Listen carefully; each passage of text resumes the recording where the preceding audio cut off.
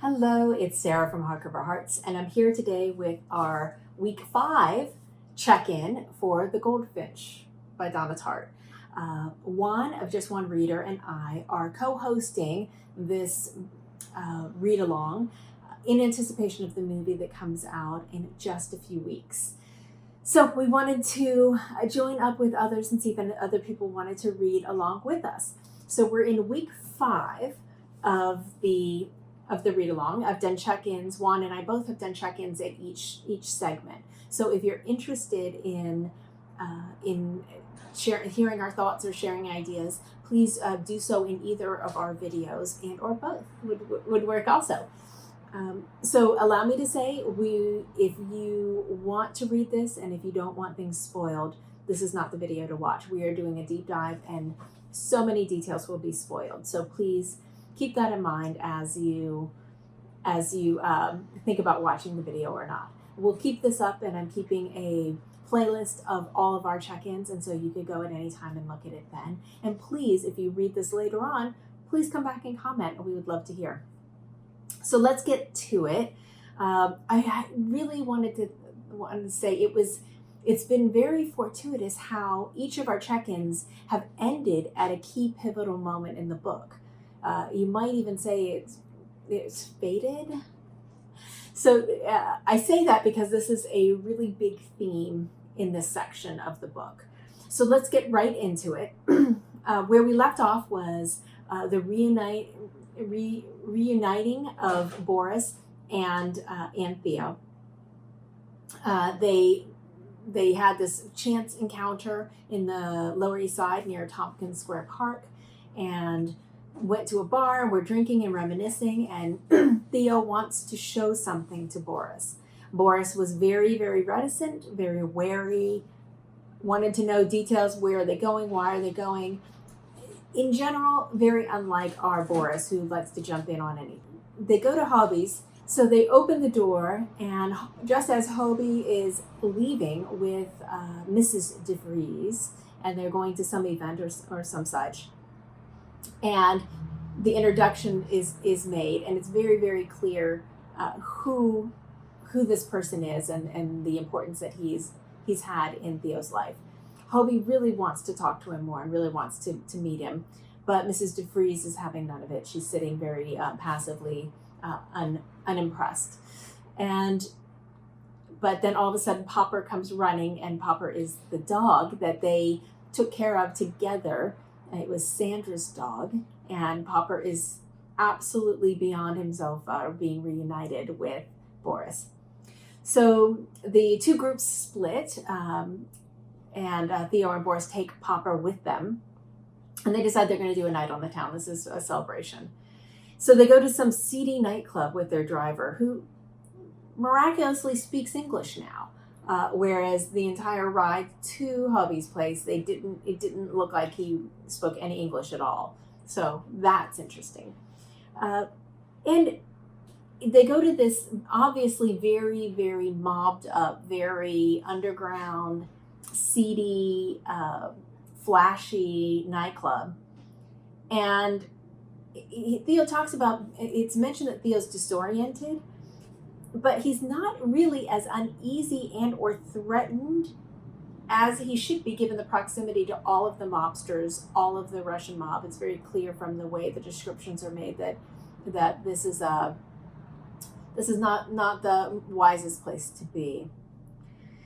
They have conversations, and Boris tells him in a very poignant little section about how Theo's father taught him how to dress, about being dapper but not flashy, and he starts telling him and admitting to him all the things that he did after Theo left, which included going to work for the man that was threatening Theo's father, Bobo Silver. And there's all sorts of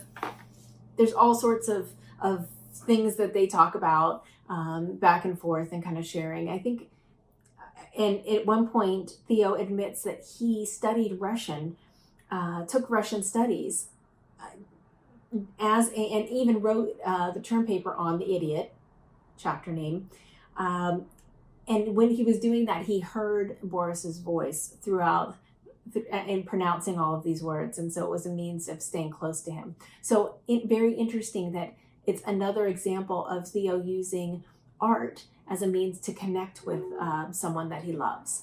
So obviously the painting with his mother, Russian literature with Boris. And it's just really, it really speaks to the depth of feeling he has for Boris, that he would have spent so much time and even studying these types of things, and doesn't speak a lick of Russian.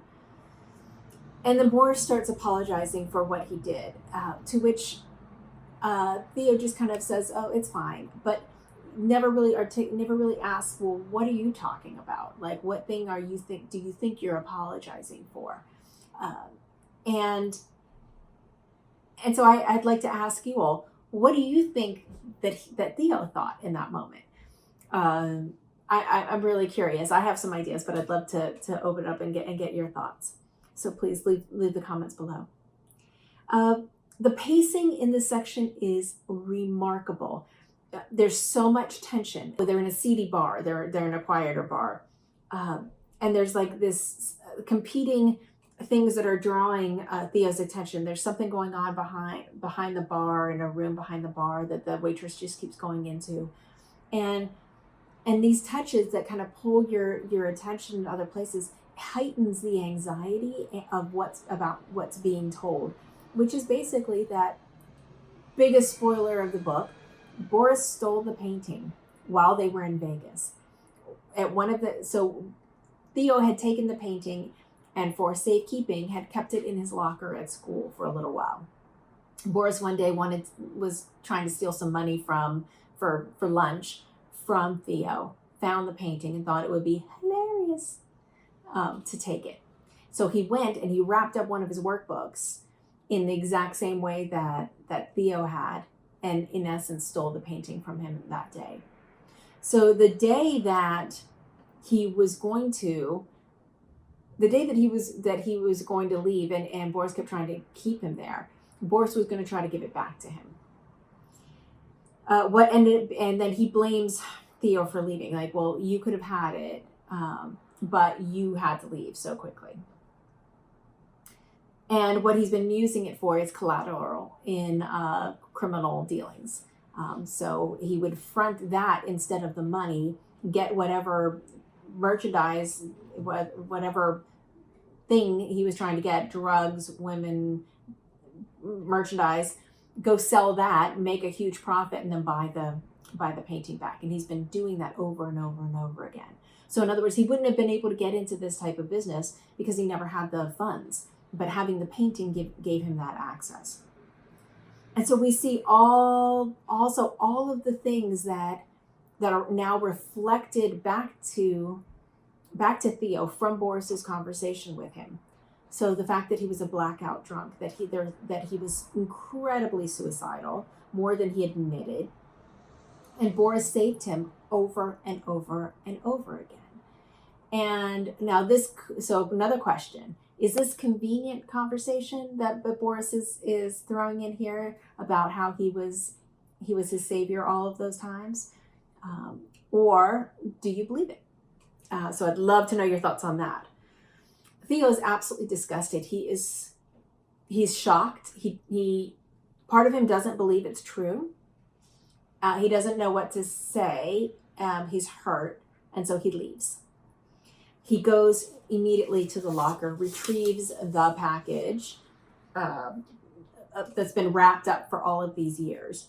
And despite everything, despite all the things he was told, he still thinks it's in there. And so he takes hours to undo it because he doesn't want to rip the painting. And of course, he discovers it's just a workbook. What's an interesting passage about how he is instantly diminished in his own point of view because he felt that proximity to this painting made him special, made him godlike. It's almost like a Samson without his hair, or people talk about Tolkien. The ring makes you feel precious, makes you feel special. Wasn't the ring called Precious? And so without it, what is he? Now he's just a normal Joe. He's just an everyday guy. Hubby comes in and assumes, and this is they go into the next morning, the next scene. He's woken up and he's horribly hungover, incredibly depressed. Things are not looking up for him. And Hobby just assumes that they were out partying really hard. And he makes a Dickens reference. Here we go. And he calls Boris, says he reminds him of the Artful Dodger from Oliver, and he can't remember the name of Oliver Twist. So just excellent insight, Hobby. Excellent insight. And then the next big thing that I recognized was that they realized Theo, all of a sudden remembers that Popper is still with Boris. He left him because when he walked out, he didn't stop to get Popper out of the car. And his instinct, even after all of this, is to lie to Hobby about where Popper is. He could have just said, "We went out. I left. I forgot," or he's still with Boris, but he lies.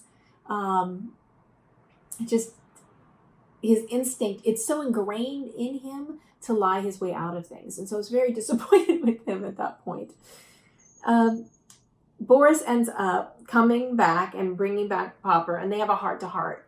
And fundamentally, he asks why. Why did you do it? And there's a lot of kind of dancing around it. And then finally he says, because I'm a thief, which I think is a sense of awareness of himself that I don't think that Theo has. Theo talks around things, but he doesn't admit in his heart that he is a scam artist. And Boris talks about how he made a small fortune from the deals, and he wants to pay Theo back. He wants redemption. He wants to provide restitution. He wants to make it good. He's been carrying this weight around with him. So the painting has also created taken an emotional moral toll on Boris as well as Theo.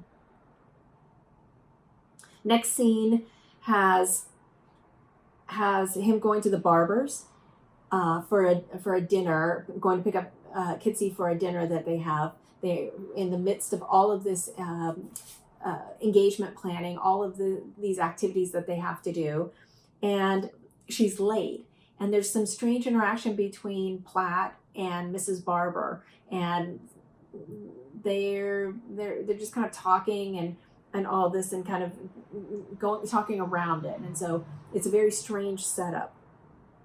And she brings up the name Tom Cable, and this kid Tom used to be someone who was really cruel to Andy. And so she remembers that name in relation to how poorly he treated Andy. So they start talking a little bit about paintings at that point. And there was a passage that I thought related that Donna Tartt put in here that I think is the nature of Theo. And it said, goodness written all over him, and yet always the twitch of worry and disquiet, that subtle shade of the betrayer. So I thought that was an interesting passage. And they were just talking about it in reference to St. Peter paintings and how the different paintings by this artist looked. And then there's this really strong moment where they talk about foreshadowing and fate and inevitability. And it's that there's a photograph of Andy and Mr. Barber, where Mr. Barber has his hand on a model ship. And it just speaks of what eventually will happen, which is the fact that they both died sailing. So fate pops up again. Kitsy texts and says, hey, I'll meet you over there. I got held up. So there's just next little section is all of these whirlwind of engagement events. He hasn't had time to even sit down and think about the conversation with Boris or anything else that's going on. Boris reaches out to him and says, hey, I've got a lead on this. How about you meet me? And it just so happens that's Kitsy's night out with her girlfriends. And so he said, yes, I'm free. Okay. They go and meet this character named Horst. Another great Donna Tartt name, Horst. He's a rich kid gone to seed. involved in drugs. He's been kicked out of his family, but he has this gorgeous place, ironically very near the barbers, and they go there, and it's just a sad state. People are sleeping on the floors. There's just refuse everywhere. It's bare. Everything has almost been sold. But there are a few really interesting paintings that catch Theo's eye. They're trying to figure out what happened. Apparently, Horst was in on the deal, and it went south because there were people that were involved that Boris didn't know, and so they're trying to figure out how much does Horst know about where the painting is today. The info doesn't make sense, but as these things are going on between Boris and Horst, Theo is drawn like a magnet to these paintings, and he almost gets involved in an art deal with this Horst guy. So you see how the pull to continue is really, really strong with him. The only reason Theo didn't go further in figuring out how to start a deal with this guy on some of the paintings that he had was a kid walks out of a back room and ODs right there. And so everyone clamors and tries to protect him, and Boris grabs them and speeds off. Now, to his credit, Theo wants to know, well, what are we going to do? We can't just leave that kid there. And Boris says, it's okay, they've got Narcan. So I think she's done a remarkable job in addiction as a theme, and addiction to drugs, addiction to lifestyle, addiction to art, and that attraction, magnetism that pulls people in. And she's woven it into the idea of fate. When you are so addicted to something, do you have a choice, or are you just pulled into to its sphere? Then they drop Theo off, but Theo says, "Well, I just want the cops to find the painting. That would be the best." And he says this in an offhanded way, and you realize this could be the redemption for Theo. But Boris is not interested in that. So after all of this, he's a little too shaken up. He's not sure if that kid is dead or alive. He's disgusted by everything he saw. I think he's a little bit discombobulated because of how he almost got involved in this art deal. So he goes to Kitsy's house, even though he knows that she's supposed to be out, and her roommate won't let him in. And he's stunned by that, and he's a little surprised. He goes downstairs and he's looking in a window of a florist, and there's this imagery of death and about looking in this closed florist at nighttime, and the colors and very strong death imagery in that one little scene. He texts Kitsy as a joke, like, "Oh, wait till you hear what your bridesmaid did," something like to that effect. And he sees reflected in the window a light go off, like a cell phone receiving at something. He looks, and it's Kitsy walking with Tom Cable, and walking in a romantic way, holding hands, leaning into him. Looks like she's crying. They kiss twice. Obviously, there's an very intimate emotional relationship between the two, and he's stunned. He's so stunned he just goes home. He confronts Kitsy. He goes over to her place, confronts her, and she does the full range of denial, sadness. My mother was so happy. We're doing it for. Imagine all the good we're doing for her, and ultimately arrives at the conclusion that she wants to keep the status quo. Why can't she was just going to do this until they were married? Why was that a problem? And he passively / poutingly just acquiesces to continuing on and just kind of letting things kind of be what they're going to be. He he stays the night, but then he heads home, and who does he see at Hobbies but Pippa? Her plane has been diverted. She decided to just spend a couple days and see both of them on a trip to Montreal, I think. All of his worries are gone. she's here and he's delighted. He tries to convince her to stay a couple more days, and he at least gets her to agree to go to a movie with him. He convinces her that they have to eat something. They stop into a wine bar and they talk. And she just opens up about her life. And Theo asks her if she feels that Welty put this together, that Welty gave him the ring and sent him to her for a reason. So again, coming up with fate. And was it chance? Did he do it purposely? And they even discuss a couple of paragraphs later, maybe going to a palm reader. So again, fate playing a huge role here.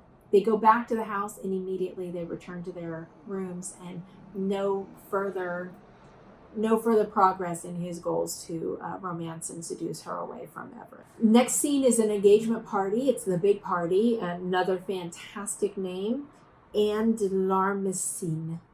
Anne de Larmesine is Kitsy's godmother, and she's putting on this huge soiree party. They go in, he sees Mrs. Barber, and Mrs. Barber introduces him to another great name, Haverstock Irving. Haverstock Irving is very solicitous, very gossipy, and he's trying to work something with Mrs. Barber. Theo gets pulled into the conversation, and all of a sudden Haverstock narrows in on him and starts in coded language, basically telling him, I know who you are, I know what you've done, and I've got your number. And specifically that he knows he's had some dealings with Hobby in the past. So Theo is just completely shocked, doesn't even know what to do. He makes a beeline for Hobby as soon as he can, as soon as he's gotten away from this guy. And turns out that Hobby has bad blood with him and his partner, Lucius, and he was using a different name back then. But now, but it's the same. They recognize it's the same man.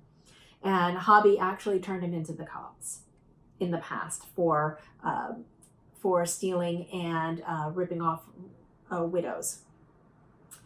Boris arrives at this party. He was kind of invited, but then after the fight, maybe I think Theo was surprised to see him there, and even more surprised to see him making Pippa giggle and being a little too flirty with Pippa. So he immediately stops that in its tracks, and Boris says, "We got to leave. We've got to leave. We've got a handle on it. We've got to leave. I need you to go home, get your passport, and get as much money as you can." So the scene ends with him going to Kitsy and telling her to make up a lie that she's good at it, and that he's going to be gone for a few days, and exiting the party, going to Hobby's apartment and getting his passport and cash and going who knows where on this hunt for the painting.